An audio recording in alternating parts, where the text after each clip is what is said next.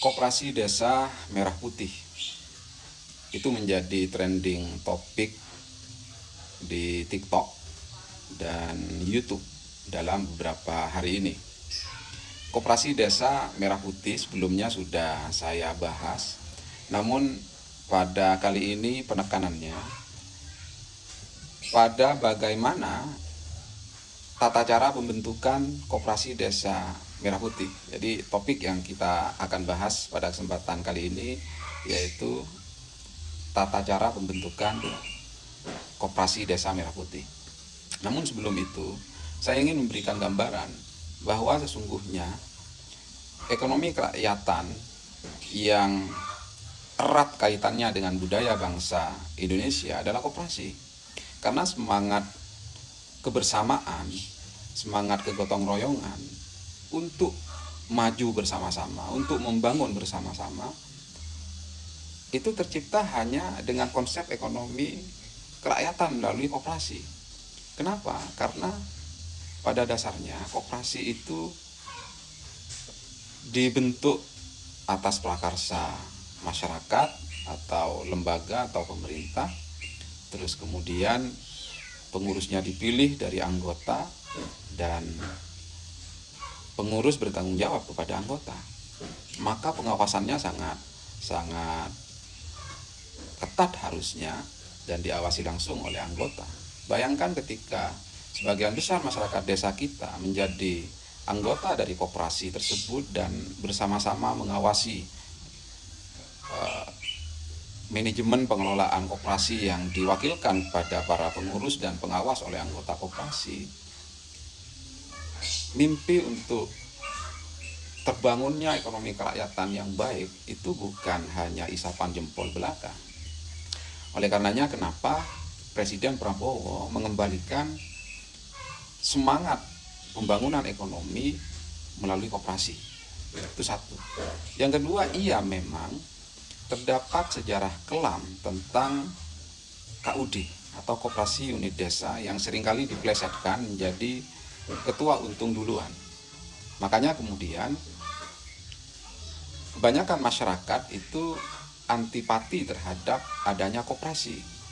Namun perlu dicatat, KUD itu gagal berkembang salah satunya karena adanya nepotisme, karena adanya kolusi dan korupsi di tubuh koperasi itu sendiri. Yang kedua, tidak adanya regenerasi dan kurangnya inovasi.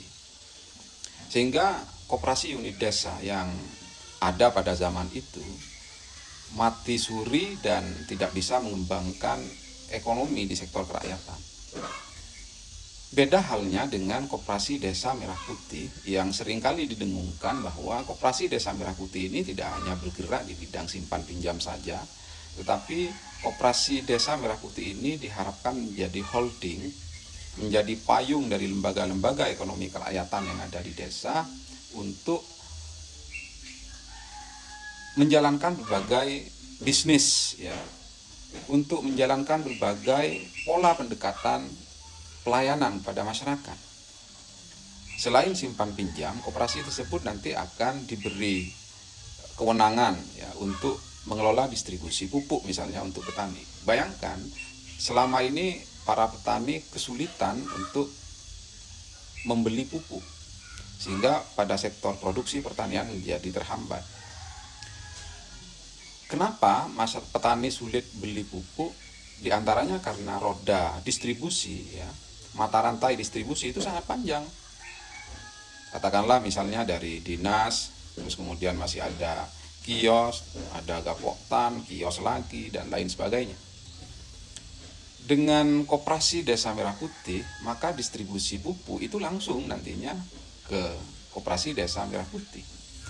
Dan bayangkan saja ketika seluruh masyarakat yang tergabung dalam gabungan kelompok tani itu menjadi bagian dari Koperasi Desa Merah Putih, maka sebenarnya nggak perlu lagi RDKK, karena yang bersangkutan adalah anggota, maka yang bersangkutan nanti sekalipun nanti RDKK itu diperlukan untuk pendekatan proporsionalisme, di sisi lain itu akan menjadi kemudahan bagi para petani untuk mendapatkan pupuk. Itu satu hal, pupuk. Terus kemudian yang ketiga, koperasi ini diharapkan menjadi bagian dari semangat untuk program ketahanan pangan, semangat untuk agar supaya desa dan kelurahan menjadi desa mandiri pangan atau kelurahan mandiri pangan, dengan menampung seluruh hasil pertanian, hasil perkebunan, UMKM. Koperasi diharapkan mampu menjelma sebagai pasar di tingkat desa yang menyuguhkan banyak produk yang berasal dari masyarakat desa setempat atau dari anggota koperasi desa Merah Putih tersebut. Jadi perlu diingat bahwa sesungguhnya koperasi desa Merah Putih ini tidak hanya bergerak di bidang simpan pinjam saja. Lalu bagaimana teknis pembentukan koperasi desa Merah Putih? Koperasi desa Merah Putih berdasarkan Juknis Kementerian Koperasi dan surat edaran yang disampaikan oleh Kementerian Desa merupakan inisiatif pemerintah desa yang nantinya akan dibahas dan ditetapkan melalui forum musyawarah desa khusus. Peran BPD di sini menjadi penting untuk menyelenggarakan musyawarah desa. Dan tentunya sebelum itu perlu dilakukan proses observasi terlebih dahulu, identifikasi terlebih dahulu. Kira-kira desa kita masuk dalam kategori desa yang akan membentuk koperasi baru, atau mengembangkan koperasi yang sudah ada, atau desa yang akan merevitalisasi koperasi yang memang sudah ada. Jadi ini perlu dilakukan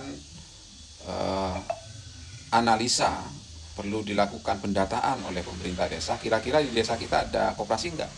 Kalau misalnya memang tidak ada koperasi, maka di desa tersebut nantinya akan membentuk koperasi baru. Namun jika misalnya di desa tersebut ada koperasi dan koperasi tersebut dinyatakan sehat itu artinya dalam kurun waktu 3 tahun terakhir masih menyelenggarakan rapat anggota tahunan.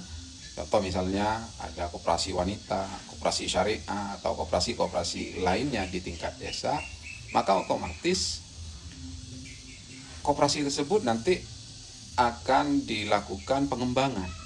Pengembangannya dalam wujud perubahan anggaran dasar dan perubahan anggaran rumah tangga, serta ditetapkan kembali kepengurusan koperasi yang sudah berjalan.